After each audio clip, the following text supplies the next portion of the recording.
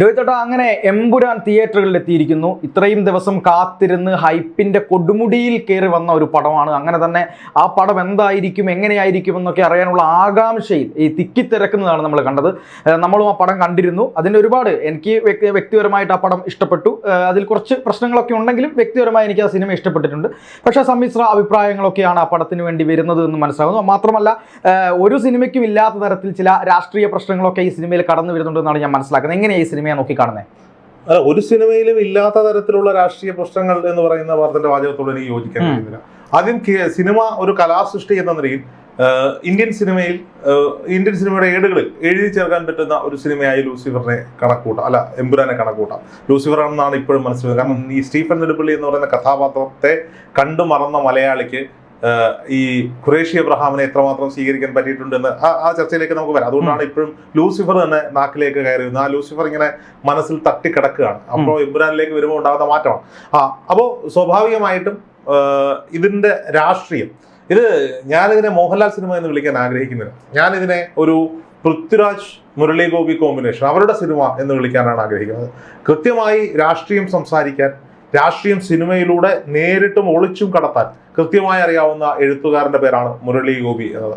ആ മുരളി ഗോപി ബ്രില്യൻ്റായി സ്ക്രിപ്റ്റ് ചെയ്യുമ്പോൾ ഇതിനകത്ത് ഈ രാജ്യത്തെ കേന്ദ്രത്തെയും കേരളത്തെയും നേതാക്കന്മാരെ ഒരുപോലെ നേരിട്ടും അല്ലാതെയും കൊള്ളിച്ചുകൊണ്ടാണ് മുന്നോട്ട് പോകുന്നത്. സിനിമ കാണുമ്പോൾ ഇപ്പോൾ സോഷ്യൽ മീഡിയ ട്രെൻഡ് ആവുന്നുണ്ട്. കുറെ പേര് ടിക്കറ്റുകൾ ക്യാൻസൽ ചെയ്ത് തുടങ്ങിയിട്ടുണ്ട്. അതായത് സംഘപരിവാർ അനുകൂലികളായ ഒരുപാട് പേർ സിനിമയ്ക്കെതിരെ രൂക്ഷ വിമർശനവുമായി രംഗത്ത് വരുന്നു. അവർ ബുക്ക് ചെയ്തിരുന്ന ടിക്കറ്റുകളൊക്കെ ക്യാൻസൽ ചെയ്യുന്നൊരു സാഹചര്യം നമുക്ക് ഇപ്പോൾ നിലവിൽ കാണാൻ സാധിക്കും. അതായത് ഈ പടം ഹിറ്റാണ് എന്നതിന്റെ തെളിവാണെന്ന് വേണമെങ്കിൽ നമുക്ക് പറയാൻ സാധിക്കും. കാരണം സിനിമ ആരംഭിക്കുന്നത് തന്നെ നമ്മളൊക്കെ കേട്ടു പറന്ന വർഗീയ കലാപത്തിലാണ്. അതായത് ഗുജറാത്ത് കലാപങ്ങൾ പോലെയുള്ള കലാപത്തിന്റെ പശ്ചാത്തലത്തിലാണ് സിനിമ തുടങ്ങുന്നത്. നമുക്കറിയാം, ഗുജറാത്ത് കലാപത്തിന്റെ പേരിൽ ഇവിടുത്തെ ഇസ്ലാം മതസ്ഥരായ ആളുകളും ഹൈന്ദവ മതക്കാരെയും തമ്മിൽ തല്ലിപ്പിച്ച് രാഷ്ട്രീയ നേട്ടം കൊയ്തവരെയൊക്കെ കൃത്യമായി ഇന്ത്യക്കാർക്ക് അറിയാം എന്നുള്ളതാണ്.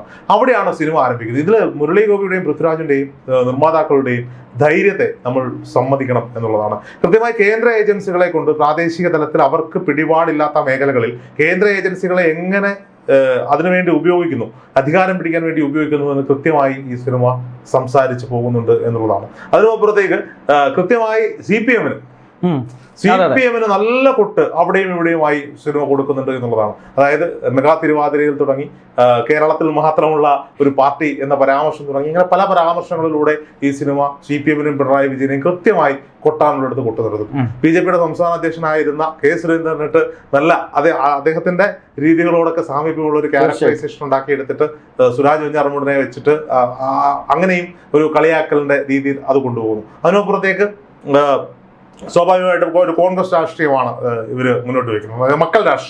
മക്കൾ രാഷ്ട്രീയത്തിൽ ഉണ്ടാകാൻ പോകുന്ന പ്രശ്നങ്ങളെ കുറിച്ച് കൃത്യമായി സിനിമ ചർച്ച ചെയ്ത് പോകുന്നുണ്ട്.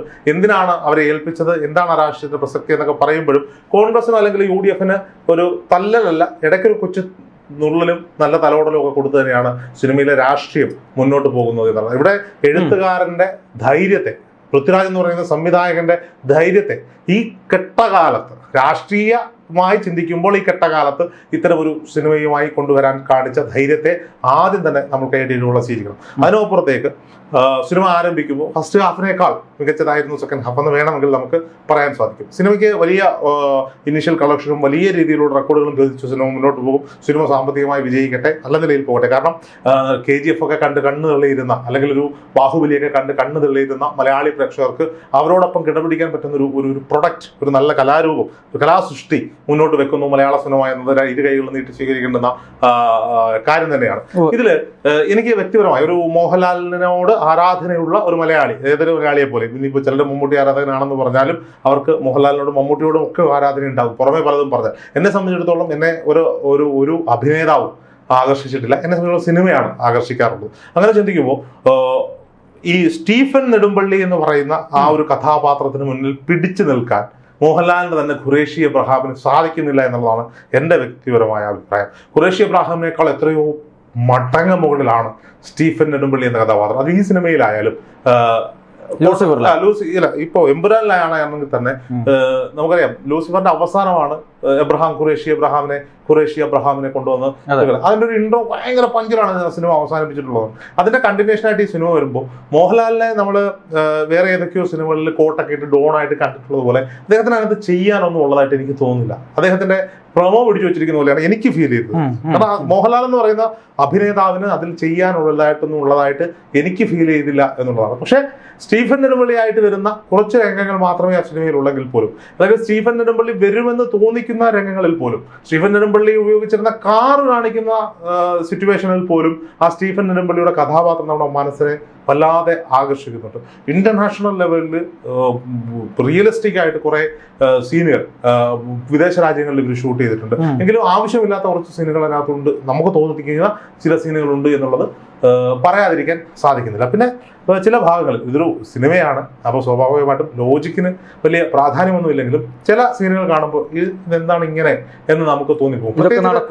പൃഥ്വിരാജിന്റെ സിനിമ ആയതുകൊണ്ടാണ്, പൃഥ്വിരാജ് സംവിധാനം ചെയ്യുന്ന മുരളി ഗോപി സിനിമ ആയതുകൊണ്ടാണ് ഇതൊക്കെ എങ്ങനെയാണ് നടക്കുന്നത്. അതിൽ പിന്നെ ഇന്ദ്രജിത്ത് ചെയ്യുന്ന കഥാപാത്രത്തെ സ്റ്റീഫനെ കാണാൻ വേണ്ടി അല്ല ഖുറേഷിയെ കാണാൻ വേണ്ടി വിദേശത്തേക്ക് കൊണ്ടുപോകുന്നുണ്ട്. പാസ്പോർട്ട് ഇല്ലാതെ വിദേശത്തേക്ക് പോകാൻ പറ്റുമോ എന്നുള്ള തോന്നലുണ്ടാവുന്നുണ്ട്.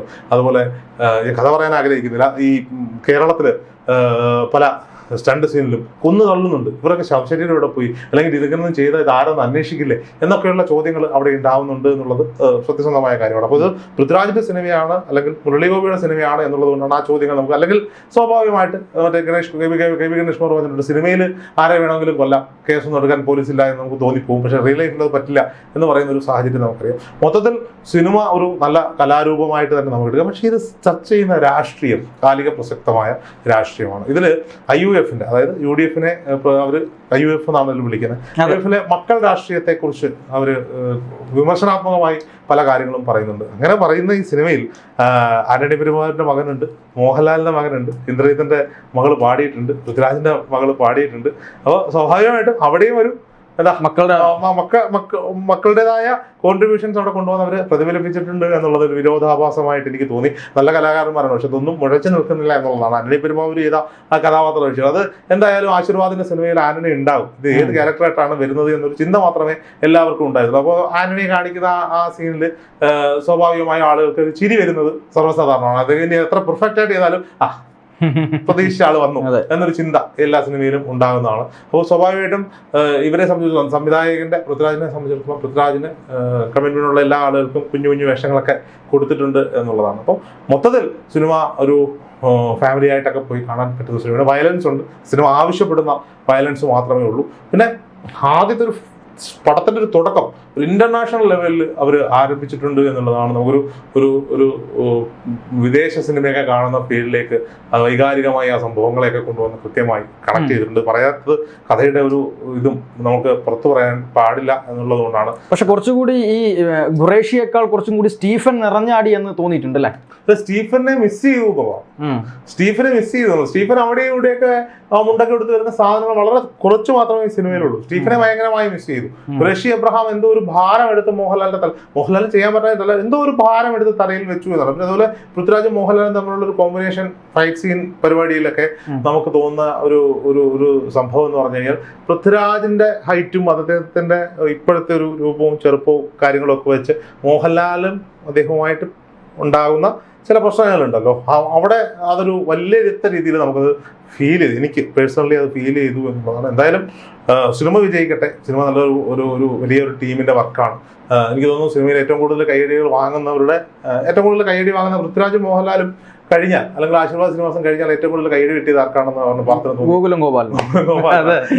മലയാളിക്ക് ഗോകുലം ഗോപാലിനോടുള്ള സ്നേഹം ഭയങ്കരമായി ഈ സിനിമയോട് വർദ്ധിച്ചിട്ടുണ്ട് എന്നുള്ളതാണ്. കാരണം മലയാളി ആഗ്രഹിച്ച എളുപ്പകാലം മുതൽ 5:30 മുതൽ സിനിമ കാണാൻ വേണ്ടിയിട്ട് ആളുകൾ തെള്ളുകയാണ്. എന്തായാലും എല്ലാവരും കുടുംബത്തോടൊപ്പം പോയി സിനിമ കാണുക. നിങ്ങൾക്ക് കൊടുക്കുന്ന പണം അത് ഒരു 150, 200, 750, 500 രൂപയാണെങ്കിൽ അതൊരിക്കലും വേസ്റ്റായി പോകാത്ത. പക്ഷെ ഇരുപത്തിയുടെ വേറൊരു കാര്യം കൂടെ ഉണ്ട്. അതായത് ഇപ്പോൾ ഈ പറയുന്ന ഈ സിനിമയുടെ പേരിൽ, ഈ സിനിമയുടെ റിവ്യൂ എന്ന പേരിൽ മറ്റു പല സിനിമകളുടെയും റിവ്യൂ എടുത്തിട്ട് വ്യാജ റിവ്യൂകൾ അടിച്ചിറക്കും. സ്വാഭാവികമായിട്ട് അതിന്റെ ആവശ്യം ഞാൻ പറഞ്ഞല്ലോ. ഇനി സിനിമയ്ക്കെതിരെയുള്ള അറ്റാക്ക് ആരംഭിക്കാൻ പോകുന്നേ ഉള്ളൂ. സിനിമയ്ക്കെതിരെ ഭയങ്കര വ്യാപകമായ അറ്റാക്ക് ആരംഭിക്കും. ഇതിന് കാരണം ഇത് പൊളിറ്റിക്കലി ഇതായിട്ടുണ്ട്. ഇപ്പൊ തന്നെ കോൺഗ്രസ് നേതാക്കന്മാരൊക്കെ പോസ്റ്റ് ഇട്ട് തുടങ്ങിയിട്ടുണ്ട്, BJP-ക്കാർ ഇട്ട് തുടങ്ങി. അപ്പൊ ഇത് ഒരു CPM അനുകൂലികളായ തീവ്ര തീവ്ര അനുകൂലികളും BJP തീവ്ര അനുകൂലികളും ഒക്കെ ഈ പടത്തെ ബഹിഷ്കരിക്കാൻ വേണ്ടിയിട്ടുള്ള നിർദ്ദേശങ്ങൾ കൊടുക്കും. പിന്നെയും CPM-നെ സംബന്ധിച്ചിടത്തോളം അവരെക്കാട്ടി കൂടുതൽ ഉപദ്രവിച്ചിട്ടുള്ളത് ഈ BJP നേതൃത്വത്തെ ആയതുകൊണ്ട്, അല്ലെങ്കിൽ വർഗീയതയാണ്, രാഷ്ട്രീയമല്ല, വർഗീയതയാണ്. ബിനീഷ് കോടി എഴുതിയതുപോലെ ഇപ്പൊ കാര്യങ്ങൾ തീരുമാനിക്കുന്നത് കേന്ദ്ര പ്രതിരോധ മന്ത്രിയാണ്, ആഭ്യന്തരമന്ത്രിയാണ്, കേന്ദ്ര ആഭ്യന്തരമന്ത്രിയാണ് എന്ന് പറയാൻ ധൈര്യം കാണിച്ച ആ സ്ക്രിപ്റ്റിന്, അത് മേക്ക് ചെയ്യാൻ കാണിച്ച സിനിമയ്ക്ക് എല്ലാവിധ സല്യൂട്ടുകളും അർപ്പിക്കാം. തീർച്ചയായിട്ടും.